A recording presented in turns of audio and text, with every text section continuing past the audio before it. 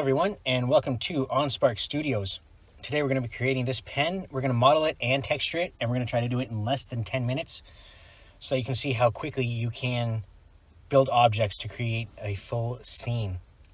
So we're going to hide the camera, hide the light, click the cube, X to delete it, Shift A, add a cylinder. In the cylinder properties, we're going to change it to 16 vertices, radius of 0.5, depth of 14, and on the X, we're going to rotate it 90 degrees just so that the pen is lying down. Now, we're going to push Tab to go into edit mode, Control R to create an edge loop.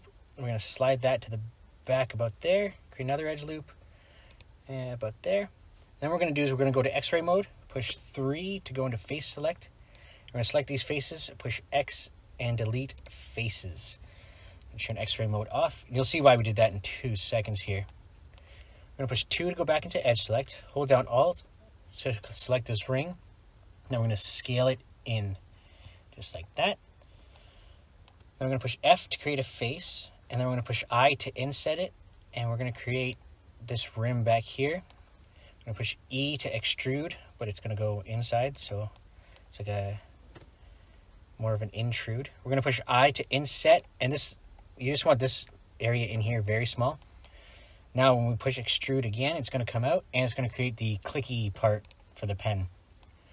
The on-off button, if you will. Now push 3 to go into face select. Hold down Alt and we're going to select this section here. In our extrude menu, we're going to go extrude along normals. And we're just going to slide this up just a little bit, just to convince everybody it's a different kind of material. There we go. Now Control R, we're going to create an edge loop here. And then push 3 for face select, and we're going to select the 2 faces along the top by holding Shift. Now, E to extrude, we'll bring that up to about there. Control R for an edge loop, about right there. 3 to go back into face select, and we're going to select these faces on the side. And we're going to extrude along normals, which is still selected. So we're just going to grab the handle and slide those out. There we go. And then we're going to push G, Z, just to create a nice rounded top. Now we're going to select these faces by holding down Shift back here. E to extrude, and we'll bring it back to about there. Looks good. And then over here, we're going to select there. These faces up here, and we're going to extrude that out. Actually, before we do, let me just get rid of that. I'm just going to zoom out so we can see where we're going. You want it around halfway, but not past halfway. So about right there is good. Then we're going to push G, Z just to slide that down.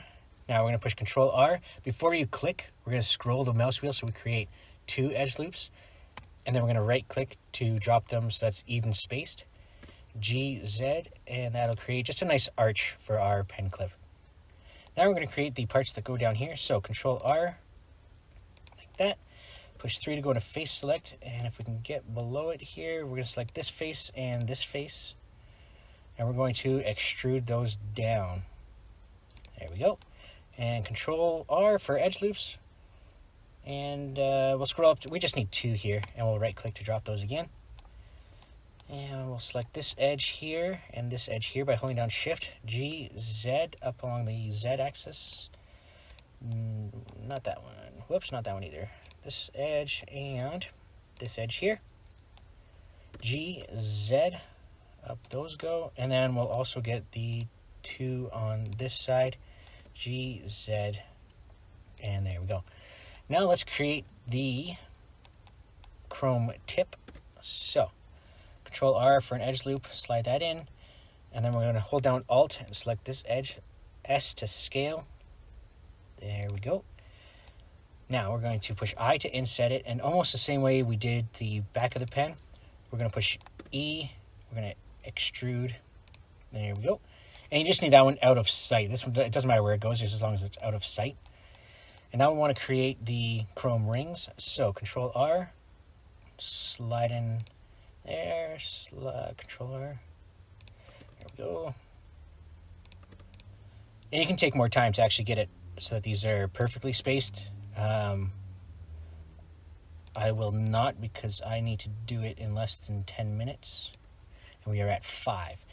So now we've got the rings there. We are going to go to face select, we're going to Alt and Shift click here, here, and here. And then this should still be extrude along normals. So we're going to move the handle and then hold down Shift just to fine tune it. And there we go. Now that's our basic pen shape. The only thing I want to do is we're going to select this with edge select. We're going to select this edge here. And we're just going to push G twice, and that's going to allow you to slide it along the object. And we're just going to slide that back a bit. There, that's a little better. Okay, modifiers, add modifier, subdivision surface. And we'll change our viewport levels to 2. And there we go. Now we just need to tighten everything up. So Control R to create an edge loop and slide it down anywhere where you think you might need it. And I'm also going to show you, you can also use creases, which are very helpful. So if you Alt click this, Shift E, that creates a crease. And that's just going to sharpen it up without creating more geometry. So same with here, Shift E. There we go. And the reason we're doing this, the creases instead of edge loops, is because we want to separate out the different faces. So if we started creating edge loops everywhere, all of a sudden there's like exponentially more faces to have to select, and that's just too much work that we don't want to do. There, Shift E, and scale it up. There we go. Now back here, I believe there's an edge in here. Shift E. There we go. Now up here, what are we at here? 7 minutes. Okay. So up here, we'll actually use the edge loops because we don't want it sharp. We just want it kind of smoothed out. So, oh, not there. There we go. Get that one on the bottom. I'm going to create one. Also, I've done this now probably like 12 times, so I roughly know where these need to go, but you can just look around your mesh and see anywhere that needs to be touched up. Like back here. Just tighten that up a little bit. And then we're also going to create one that goes down here. And this one's going to go the length of it just to tighten up the bottom portion. And there we go. Slide that. Just like that. And I think my computer just started updating, so this is going to really make it a challenge to try to get this under 10 minutes when it's going. I'm sure you can see it's going slower than normal. There we go. Okay. So that looks pretty good. Now what we want to do is we want to separate out all the different objects. So with face select, we're going to select, hold down Alt, and we're going to select this ring. Everywhere that's going to be plastic, which is all of these. And then we're going to right click and we're going to go down to separate by selection. Okay, and then the same with the back. But for the back, we're just going to turn on X-ray mode. And these dots in the middle, those are what decides if the face is selected or not. So just make sure you get all the dots. There we go. And we're going to push P as the hotkey to separate. Selection, and there we go. Now to keep things clean, let's go back to object mode. We're going to click on, rename this to Chrome. Rename this one to Matte. And rename this one to Glossy. Okay, where are we at here? We've got about a minute to shade it. So, into our shading tab. And we're going to make this easier to see. There we go. Chrome. New. We're going to scroll in here. And under metallic, we're going to go 100% metallic. And under roughness, we're going to bring that way down. Not all the way down. All the way down is just a little too shiny. So let's go 0.15. And that's going to be good for that.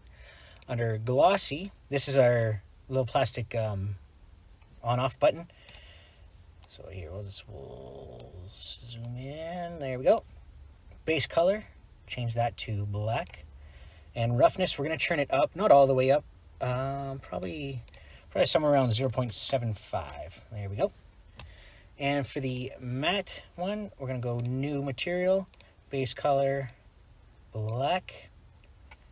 And roughness, we're going to bring that up to, not all the way, let's go 0.9. And there we go. Now if we go back to the layout, we'll just turn on our render. And there's our pen. In the next, how do we do? Oh yeah, just about 10 minutes. In the next one, we're going to, just deselect that, there we go. In the next video, we're going to add text to it using the shrink wrap modifier. I didn't want to put that in this video just because I'm trying to keep them all under 10 minutes. So after Thursday, you'll be able to see that. Give it a search, and I'll talk to you then.